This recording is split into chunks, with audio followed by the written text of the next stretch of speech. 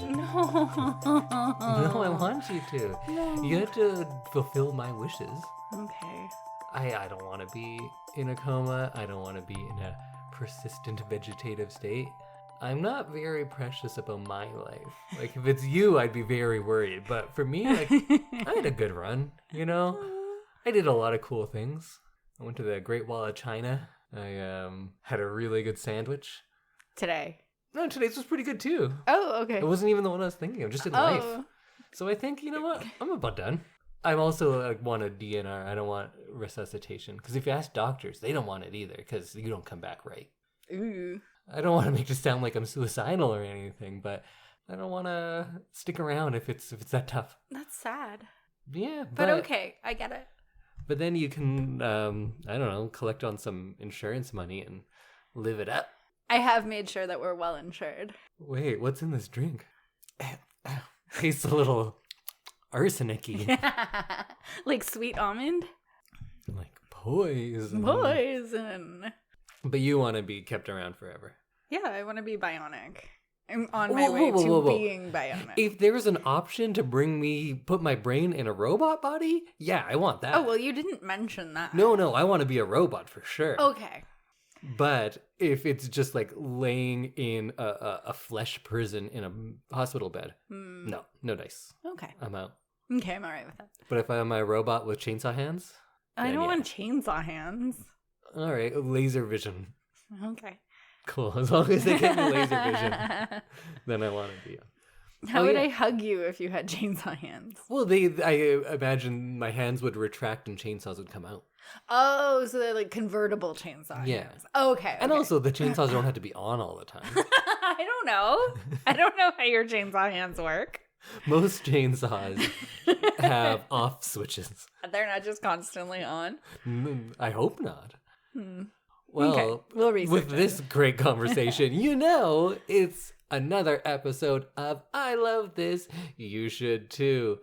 I am your host, Indy Chainsaw Hands Randawa. I think, oddly enough, that's the second time on this podcast I've introduced myself as Chainsaw Hands Randawa. Whoa. Yeah. Does that mean I'm going to be Mrs. Chainsaw Hands Randawa? And with me is Samantha, Mrs. Chainsaw Hands Hees. For now, this is still coming out before the wedding. Oh, okay. So. We're not married yet. No. And we are proud members of the Alberta Podcast Network, which is locally grown and community supported. And today we are going to be bringing you not just riveting conversation about how I want to be not quite euthanized, but yeah, maybe. No. Yeah. I don't think your parents would allow me to do that. No, that's true. They're also currently in charge of you, so. How do you mean? Like they own me still? Yeah, they still own you. Until we're married? Until we're married. Is that how it works? Then I own you. Yeah. Oh. They'd be your sense. direct next of kin. Right. Like my mom and my dad would be my direct next of kin until we get married, and then you are my direct next of kin. I prefer that. I want them to be able to make those decisions because you know me, I'm like, we should pull the plug. That's how I am for me. But although for you, I wouldn't pull the plug. I'd be like, no, we should keep it going for a little longer. This Maybe there's a is chance. True February romance right here. But does this count as like my living will and testament that we're on the air, and I'm saying. Do you know what we're doing right now? We're talking about our will and testament on our 1-year anniversary of getting engaged. Is it? Yeah. Oh. We're recording a little early because we're going to be super busy. So if we make fun of like an actor or something who just died, we didn't know it. Sorry. Yeah. In advance. In our world, Betty White just died. And Bob Seger. What's that's not correct enough. Ron. No. Kyle Seger? I don't remember. I think you mean Bob Saget. Bob Saget. Yes. Growing up, I was a very big Golden Girls fan. Oh. My grandma liked it because there weren't many shows with just like old people on. Yeah. So she would watch it, but then she'd complain. She was like, "Oh, these old ladies are so naughty." And I was like, "Yeah, but they're like sassy, fun They're ladies." so naughty. I was a big B. Arthur fan. Were She you? was my favorite. I dressed as B. Arthur for Halloween. Aw. And Estelle Getty. Actually, all of them. If you watch that show now, it holds up. Yeah, that's what I've heard. Hilarious. Also, I saw an interesting comparison. The actresses, like the characters when Golden Girls started, are younger than the actresses who are playing like Sarah Jessica Parker and in the Sex and the City reboot. They're actually There's a new Sex in the City? yeah. Why? It's not good. But yeah, so they were talking about how like age is represented differently now. Yeah. Because everybody wants to look as young as possible. Yeah, that And, like, actually does say something about us. Like they were all like in their 50s Yeah. in the beginning of Golden Estelle Girls. Getty was actually the youngest one and Yeah. was playing like the mom. Or maybe not the youngest, but younger than most of them. And like Sarah Jessica Parker and everybody on the reboot are supposed to be like mid 50s as well, but they are fancier and better looking than me. So No, that is definitely not true. I thought you were going to say then Estelle Getty, and I was going to argue that. Oh yeah, but what I was saying is this is a podcast. We are going to give you a couple of spoiler-free things that we reviews of things that we are into currently, and then Samantha will tell us what we are going to watch for our big watch next week. But before we get started, let's thank our first sponsor, and that is the Edmonton Community Foundation and their podcast, The Well Endowed Podcast, hosted by Andrew Paul and Elizabeth Bonkink, produced by Lisa Pruden. The Well Endowed Podcast explores the impact of passionate people who are working to make Edmonton a strong, vibrant city to live in. And since today is one of the first days in a long time that it wasn't 30 below, we actually got to walk around our strong, vibrant city. which we love. Yeah, most of the time. Most of the time. Have some of the time. But the Well Endowed Podcast is doing their part, and the Edmonton Community Foundation helps people create endowment funds that we talk about on this podcast pretty often, and the Well Endowed Podcast tells the stories of how these endowment funds intersect with the community. So you can subscribe and find out more at thewellendowedpodcast.com or wherever you're listening to us right now. Now, Sam, what is your thing of the week? Well, as usual, I have another book, and anybody who keeps track of what I generally talk about, I tend to read an author's like full book set. Bibliography. I was gonna say bookography, and that seemed Bookography. wrong. So I went with book set. I like that too. So this week, Can I interrupt you for a moment, though? yeah.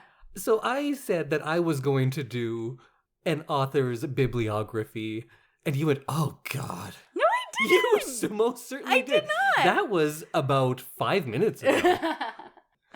But please go on, because I, for one, celebrate your interest in a single author. So are we on Taylor Jenkins Reid? Yes, we are. All right.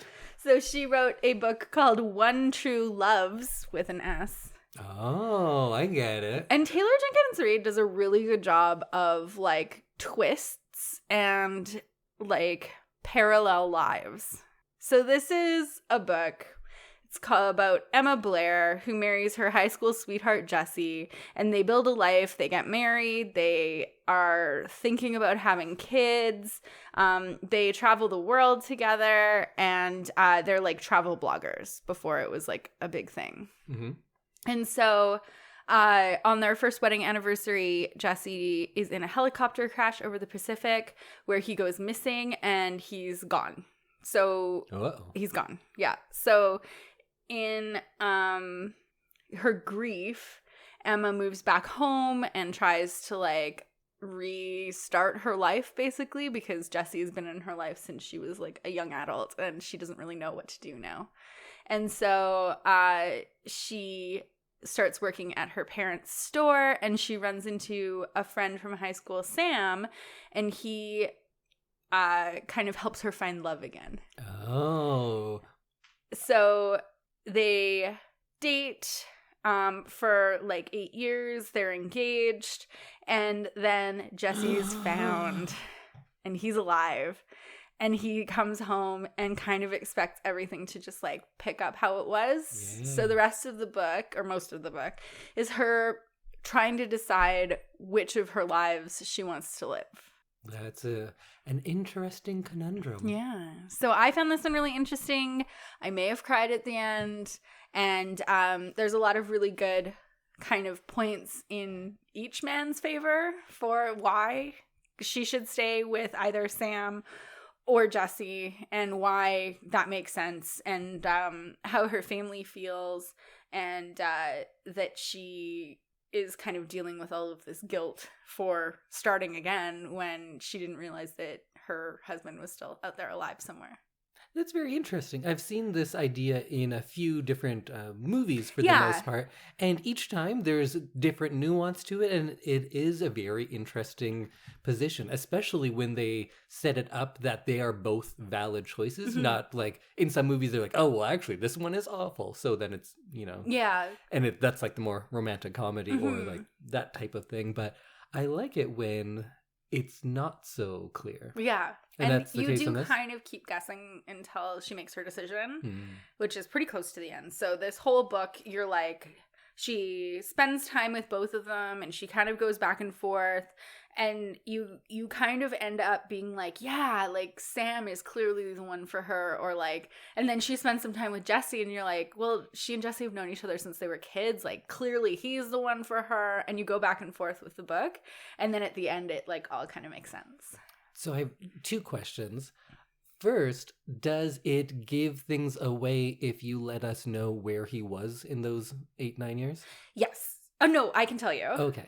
So he was going to see Alaska, mm-hmm. and they hit a storm, and their helicopter got pulled like way out into like the ocean, and into like warmer ocean, and so he gets stranded on an island basically. Was he on a deserted island for like 9 years? Yeah. Oh shit. Yeah.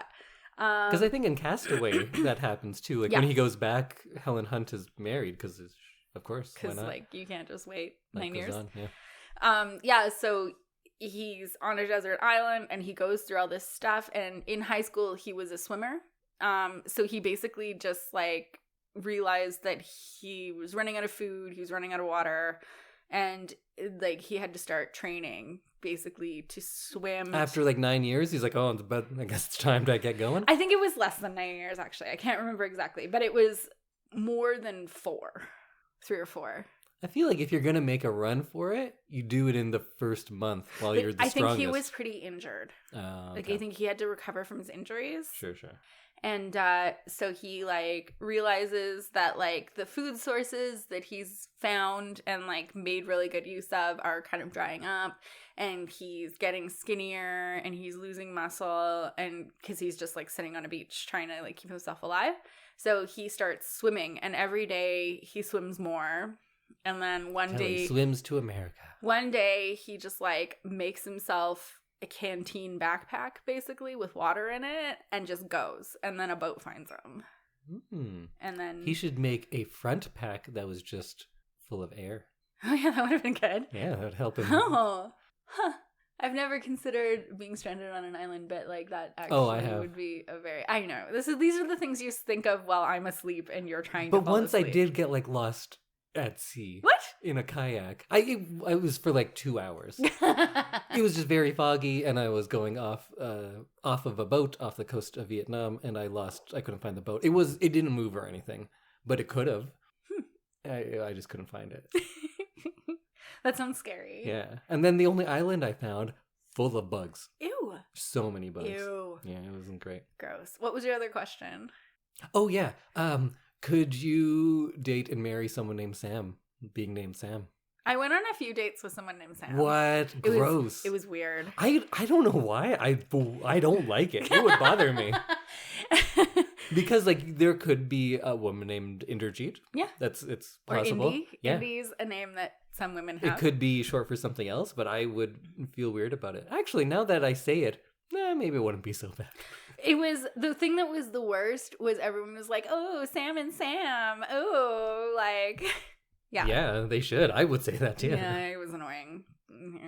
I would change my name. If her name was like Indy and it was short for Inderella, I would go back to being fully Interjeet. Really? Yeah. Huh.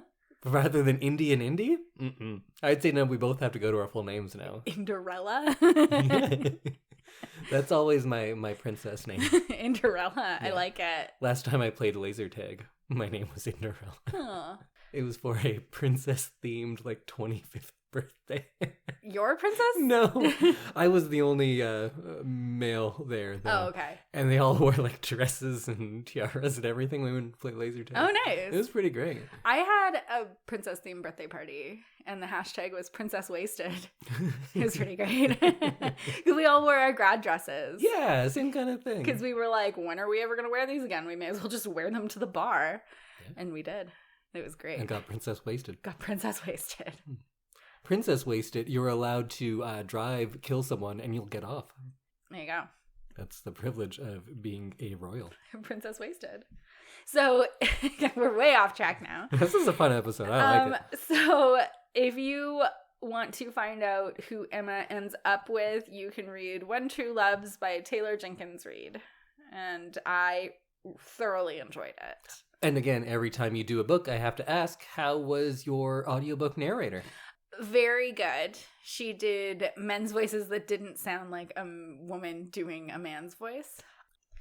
Well, Indy, what is your thing of the week? Well, my thing is the entire bibliography of Kurt Vonnegut. Book list. What was it? Bookography. No, you said something, a book set. Book set. Yeah.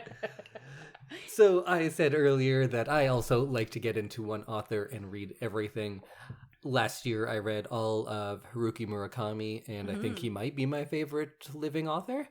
Now I started the works of Kurt Vonnegut, and rather than do each novel, I just wanted to like give you a bunch of information, but I can't do all of the novels in one go because that would be a full episode. Yeah, like the baseball episode. Yeah. So I'm going to tell you a little bit about his first 5 or 6 novels, and we'll go like that for a couple of episodes. But since I'm doing so many, I am not going to kind of give you the full plot. Okay. And rather, I'll tell you a 2-sentence plot, maybe, and then just something I liked about it. Okay. So way back on episode 121, I did that for Cat's Cradle. I managed to talk about it for 15 minutes and not talk about the plot at all because there's so many fun ideas. Kurt Vonnegut was born in 1922 and died in 2007. I'm going to talk about his books from, let's say, 52 to 67. Okay. And something fun about him is that he has absolutely no desire to put tension in his books. He's just against it. He's like, I don't believe in tension. What? So he'll usually tell you what's going to happen for the rest of the book in the first chapter. And because that's not what's interesting about them, they often have like very bizarre or dramatic plot lines, but he just like doesn't care. He's like, that's not what's interesting. These other little ideas are what's interesting. So I'll mostly talk about those little ideas. And I have read everything of his, or I'm on my way to have finished, but I'm not going to talk about any of his short stories or essays or plays. Okay. I'll just say short stories of his, mixed. Some are great, some not so much. His novels is where I think he shines. His essays are very good as well, but a lot of his books get those ideas across in a more effective way to me because I like when he's dramatizing things rather than just saying it outright. So his first novel was called Player Piano and it was published in 1952, and it is a dystopia that is caused by automation. In this world, things have become automated so much so that all of the workers, like all of the regular people, are just unemployed and have nothing to do and are poor. And all of the people who can afford to do the automation are very rich and powerful. And I like this a lot because it's sci-fi from the 1950s, so you can see like what was correct and what wasn't because this has happened. Right. And you're like, yeah, a little bit, yeah, but also it's helped poor people in a lot of ways too. Yeah. But that's kind of the thesis for the novel. It's mostly about that. And this was written when he was working at General Electric and was clearly not a fan of it. It's a theme that comes through in a lot of his stuff. Also, he was in World War II and saw the firebombing of Dresden, so that is another thing that comes up in a lot of his works. Oh.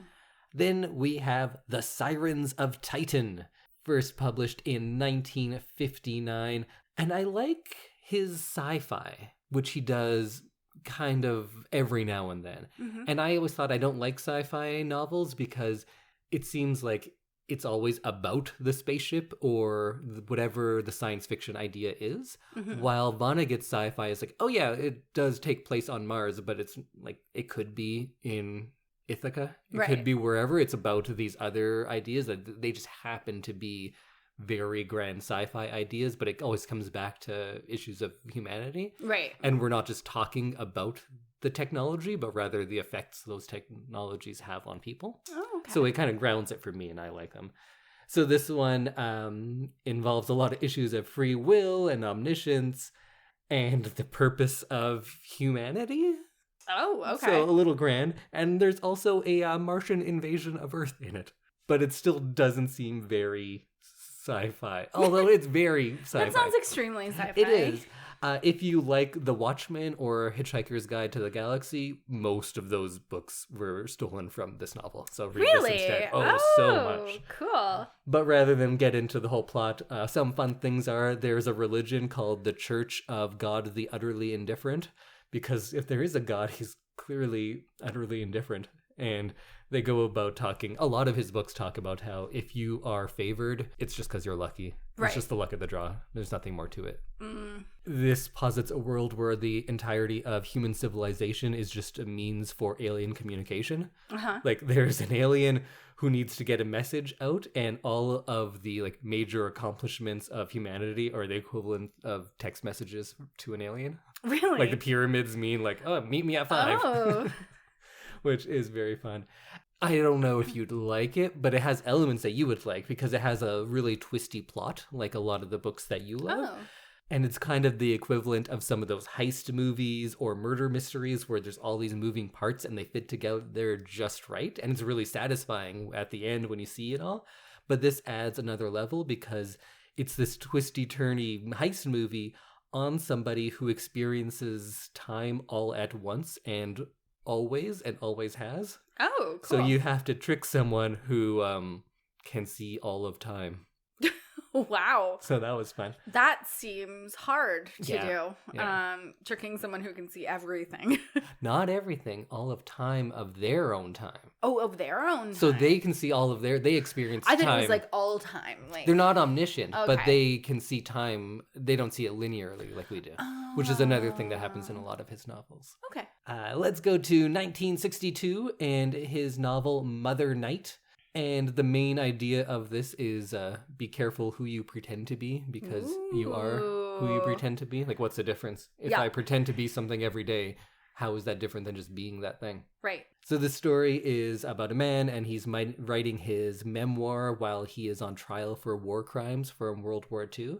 And the basis of the book is that memoir and him telling his life story. And it mainly deals with racism and the inhumanity of war and things like that. But one thing that's very unique and special about it is in the middle of this really dark, sad story is one of the greatest depictions of one person's love for another that I've ever seen in a book. Huh. Like this guy who's talking about all these like war crimes and everything, he loves his wife so much and it's explained and explored so beautifully. It's enough to like make me realize like this one little paragraph here is some of the best like love writing I've ever heard. It was very good. There's one metaphor that he uses in this novel. Again, I'm not really talking what the book's about because there's so much to it. But this metaphor is about a cuckoo clock in hell and about how the fascist mind is like exquisitely crafted clockwork, but with gear teeth filed off at random. Because it keeps perfect time and it's precise and then it erratically jumps around. Like the logic of fascists and racists, because they make points that are salient and intelligent almost, but then they always make this extra leap that you're like, whoa, you lost me there. Oh. His next novel was Cat's Cradle, which came out in 1963, and I talked about that on episode 121, so go listen to it there. Yes. It's very good. Not his best. but I think my favorite of his. And the last one I'll talk about is called God Bless You, Mr. Rosewater, or Pearls Before Swine. A lot of his books have 2 titles like that, and one's always a silly one. Oh, fun. And this came from 1965, and it's the story of Elliot Rosewater, who is a millionaire who has a social conscience, and that is like the worst thing ever. So his family tries to get him legally declared insane so they could take all the money, or other people do that as well. And their basis for declaring him as insane is that he's like worries about people and cares about everyone. So sad. Yeah. And it's at its heart like this kind of treatise on socialist economic policy, because the guy, Rosewater, who inherits all this money, is just rich his whole life, and his family is rich, and just because there was one successful person way back when, and then they discovered tax loopholes. And he goes about saying, like, that's the only reason I'm rich. And there are a lot of rich people in Vonnegut novels who are very aware that, I've done nothing. There's one later who is descended from someone who invented some sort of drug, which is then deemed illegal. But in the meantime, they made a lot of money, and then it's generational wealth for everyone for hundreds of years. Oh. And then he's like, some people are in jail for doing the same thing my family did. Yeah. But here I am, a millionaire. Wow.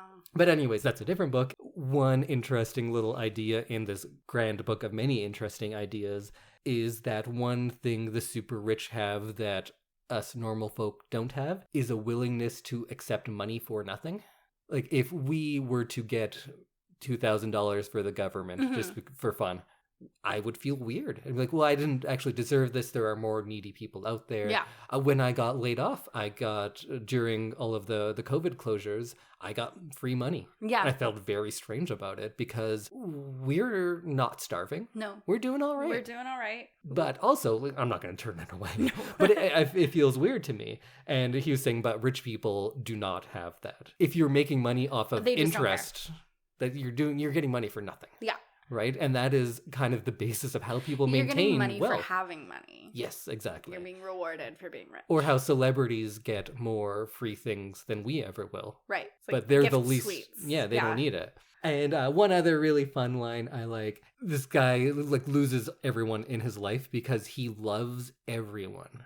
And you're like, oh, that sounds great, though. But imagine how hard it would be to be married to someone who thinks everyone is as deserving of love. Not like romantically, but like, oh yes, I love you, you're my wife, but there's someone outside without shoes, I need to go take care of them. Right. And they personally put it upon themselves to take care of everyone. Right. And his wife is just like, no, I've had it.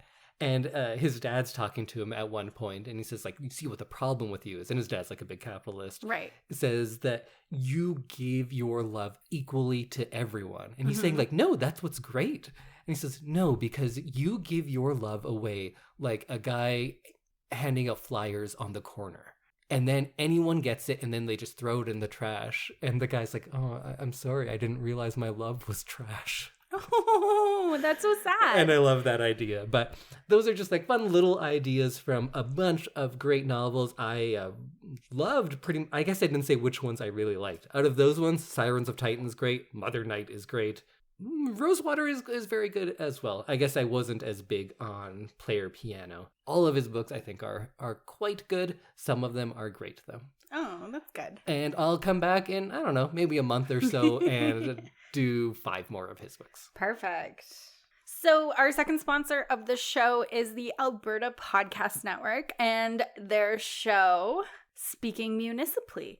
And Speaking Municipally is hosted by Taproot Edmonton, and they present a weekly discussion on key stories in municipal politics. So they pay attention to city council so that you don't have to watch 7-hour meetings. Awesome. And you can join them as they delve into conversations about the context surrounding decisions made at City Hall. So I do occasionally listen to this one because I work for the transit union. And there's a lot of like really complex things happening behind the scenes, especially with this new City Hall. So sometimes I tune in to kind of figure out what's happening from the city side, because of course from the union side we're like, what the hell are they doing sometimes? And we're like, this can't be good. So it's interesting to hear it from the city's side of things. The best episode that they've done lately was they had the former mayors of Edmonton, Red Deer, and Calgary, so Don Iveson, Tara Beer, and Naheed Nenshi, play Alberta Jeopardy. Oh, interesting. So it's kind of a fun, like, how much do you know about your province? So that is Taproot Edmonton, and their podcast Speaking Municipally, and you can find it wherever you're listening to our podcast. Awesome. I, oddly enough, just heard about this podcast yesterday. Really? My friend Michelle, if you ever listen, hey Michelle, she recommended it. She listens to it. Because we were talking, I said like, oh, I have this podcast. We talk about movies and stuff. And then she was mentioning that one to me. Oh, nice. Well, Samantha, you've recommended your book. I've recommended my 5. Now we're back into the movie world. What are we going to be watching next week? So this is, we've never seen this. We've heard a lot about it, and we probably should watch it soon. Is it we should probably watch it, or you should probably watch it? We should probably watch it. It's something that I would want to watch as well. Well, it's something that we've talked about quite a bit. But it's more, is it more you movie than a me movie? It's more of a me movie, but you like to make a lot of jokes about this movie franchise. So I'm going to make fun of it. Probably. All right. I'm probably going to end up making fun of it too. Well, now I'm very excited. So we are going to be watching the 2006 American romantic dance drama film. Oh, yeah. Step Up. Oh. I even have the DVD here, and I held it up really dramatically. You're right. I do talk about it a lot, but I usually talk about Step Up to the Streets. Yes. I've never seen any of them, but whenever anyone uses the phrase step up, like to step up to a situation, right, I always add on to the streets because I think that's a great title. So I haven't watched a trailer for this movie. I think that's shocking to me that you've never seen Step Up. Yeah, I know. Was it a little late? Is that why? It was kind of at the same time as Bring It On. What was it? I thought Bring It On was earlier for some reason. Yeah, I don't know. I was really into cheer at this point. 2006, I was like... So you were losing your dance love and was getting more the into cheer fever. So then I was like very much, Cheer Fever, the original title for Bring It On. That's a good title too. I think I might have been straying away. I was very burnt out from dance at this point in 2006. I had been dancing really heavily and competitively for many, many years. And I was finally like, I kind of want to have a life. I think we need to watch Step Up. Yeah, I'm down. So what do you know about it? I know that it's got Channing Tatum and Jenna really? Dewan in it. Yeah. I don't know who that second person is, but Channing Tatum. So this is this like his big breakout? Because I didn't know him at this time, but I also kind of got on later. I didn't get aware of Channing Tatum until he was kind of making fun of his old persona. Yeah. So he made his film debut in Coach Carter in 2005. Oh, okay. And then his breakthrough role was Step Up. So he's a lead in this one. He's a lead in this one. And then he went on to do Magic Mike. Right. He's a very good dancer. I trust you. I haven't oh, no, I did see Magic Mike. Yeah. Like, he doesn't look like a buff guy who was taught to dance. He looks like a guy who can dance who is also buff. Right. Like, he looks like he can move and, like, be dancy. I think he also had then went on to be like an action guy for a little bit. Yes. I know him as he turned into a comedic actor, and I think he's very good. Like the 21 Jump Street. Okay, 21 Jump Street hilarious. Is great. I think he's hilarious. 22 as well. Yeah. I think they were both very funny. Yeah, he did some action in like G.I. Joe. Yeah, that stuff's all garbage. And then he did some other comedy movies like She's the Man, The Dilemma. Is that a comedy movie? I've never heard of that. Hail Caesar, The Hateful Eight. He's done quite a few big movies, and I think he is very good. So I'm interested to see young Channing Tatum in his breakout role. Also, he is very briefly in This Is the End, and it's a very good part. I enjoyed that movie too. I am excited. Jenna Dewan is she's a dancer and an actress. She also does choreography, I believe. And she's done quite a few things. She was in American Horror Story Asylum. She has been in quite a few TV series and maybe not quite as much film as Channing Tatum. But they were also married in 2009. Oh, the two stars got married? Yes, they were married in 2009. They divorced in 2019. Oh, and they got sad at the end there. And she now has 2 babies with her new fiance. All right, well, good. They both seem happy. Right, sure. So, but they fell in love. Did they fall in love on the set of this? Whoa, yeah. That's pretty good. Which tells me good things about the chemistry of this movie. I feel like it's going to be really good. Although I feel like we've seen movies where I said like, oh, these people have terrible chemistry. And then you said, oh, they're married in real life.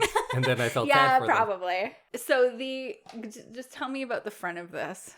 What's happening on the cover? Is this a case where you want me to tell you what this whole movie is going to be about? Because I think I can do it. No, I don't want you to do that. I just want you to tell me how sexy the cover is. Oh, yeah, it is a sexy cover. I don't want to, watch a trailer or anything. I kind of want to go into this blind. Well, if we're both blind, I think we should both make predictions of what the movie is going to be. Yeah, let's do it. Okay. Do you want to go first, or do you want me to go first? Because I think I think you're just going to decimate me, so I'm going to go first.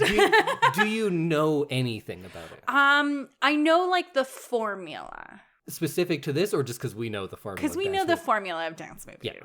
So I think she's going to be some kind of serious trained dancer. I think he's going to be some young punk who's just, out for himself and on a, wild spree of some sort. And then somehow he's going to end up learning to dance.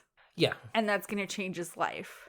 Oh, yeah. That's it. Yeah. He's I'm going to say he's already a dancer. Okay. But he's I dance on the street. Oh, okay. I'm tough. We can't make him so threatening because he still has to be white. Yes. That would be crazy otherwise. That'd be.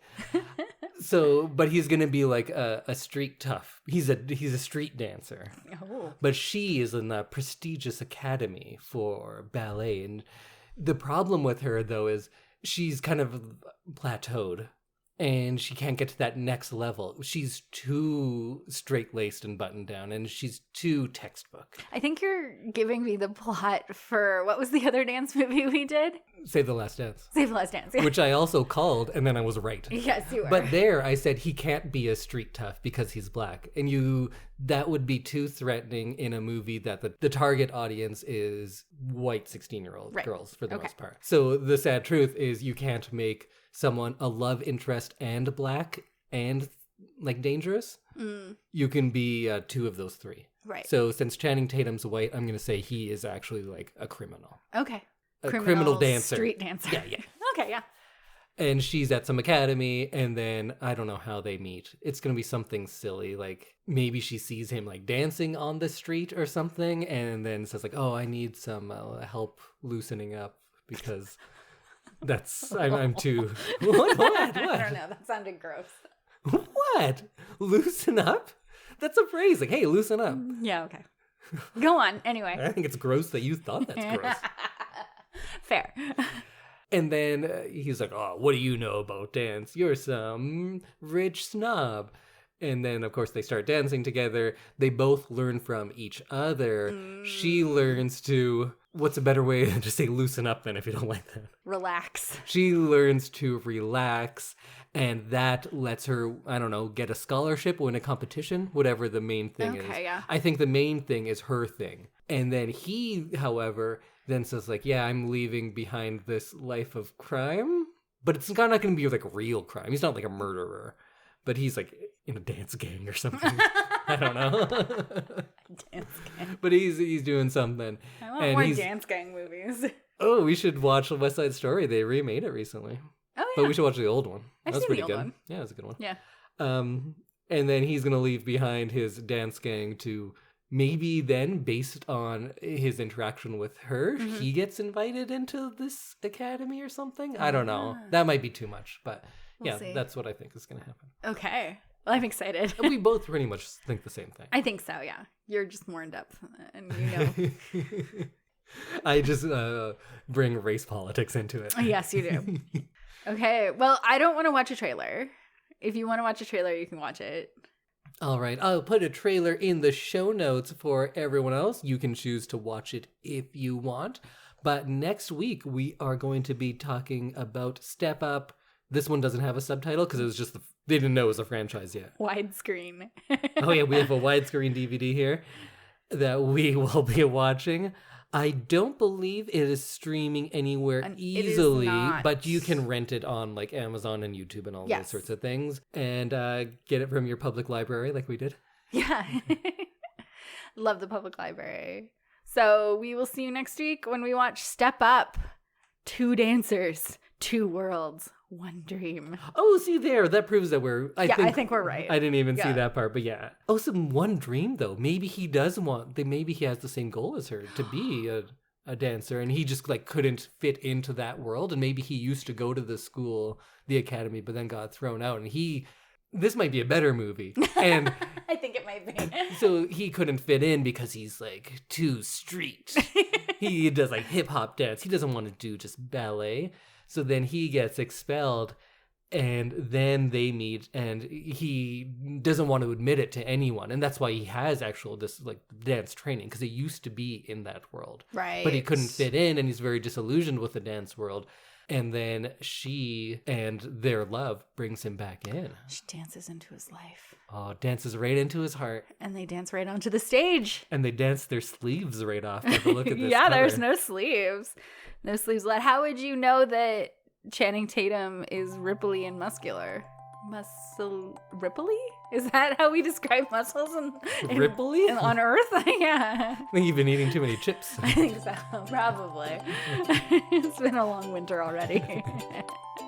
Okay, we'll see you next week, everyone. Bye. Bye, everyone.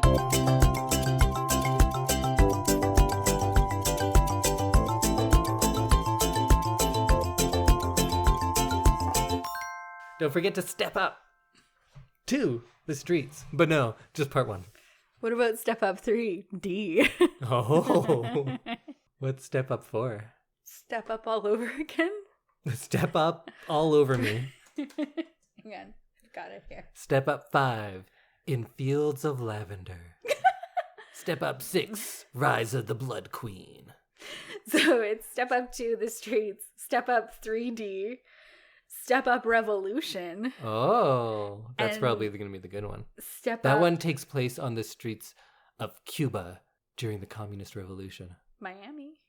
Oh, shit. Okay, this is real. This is one thing I know. And this screenwriter was talking about this movie that he wrote, and it was about a love story about a woman who is like well off in Cuba, and this man who has become radicalized and is joining the revolution in like the times of Che and Castro and everything. And I think it ends up with like him being killed and dying for the cause, but then she goes like, you know what, this cause was just, but it takes his death for her to join that side. And he couldn't sell it, and it never got made. And he finally sold it, and they just fucking ripped it apart and turned it into Step Up. I think it's that movie. Or he said a dance movie. I think it might be that movie, actually. Oh. He said which movie it was, so I should go read that article again. So then, is it Havana Nights? Oh, no, that's Dirty Dancing 2. It's Dirty Dancing 2. I think that might be it. Okay. It's one of those two. So Step Up Revolution is in Miami. Okay. And then there's Step Up All In, which says all stars from... Step Up All In. All In. What are they stepping all in? I didn't think about that. Just like a pot of mashed potatoes is what I thought of. So all stars from the previous Step Up installments come together in glittering Las Vegas to battle for a victory that could define their dreams and their careers. Oh, so it looks like it turns into like dance teams after this. Huh. Or maybe this is a dance team movie. Oh, is this like a dance battle movie? For some reason, I didn't assume it would do that. I don't think so. Huh. Maybe we're way off. It looks like it turns into Bring It On. Are they dance battling? They might be. Maybe this turns into the Bring It On world. Oh. And it's more about teams. I do like that idea of like all of these people from the previous 12 movies coming together at the end to make... There's like 4, but... I think... You said like 7, didn't you? There was 5. Okay. 12 movies. Whatever. There might be 12 now. Maybe. No, that's all. I would love to write one of these. A Step Up? Yes. I bet we could. So much. I bet we could sell Step Up 7. Or like a Bring It On. I would love to write a Bring It On. We would be the good team to write a Bring It On too, because I have like the true knowledge. Yeah, and then I would write a cameo for Angel Rice. And then you'd try to get Gabby Butler, but we couldn't afford her. We'll see. I would write a good cheer movie. You would. I think together we would be. I think when we did that one cheer movie, I wrote, like, just on the spot, I wrote a cheer movie. You and did. you were like, oh yeah, I'd out watch loud. that. Okay. Bye, everyone. Bye. Maybe this is in the podcast. I don't know.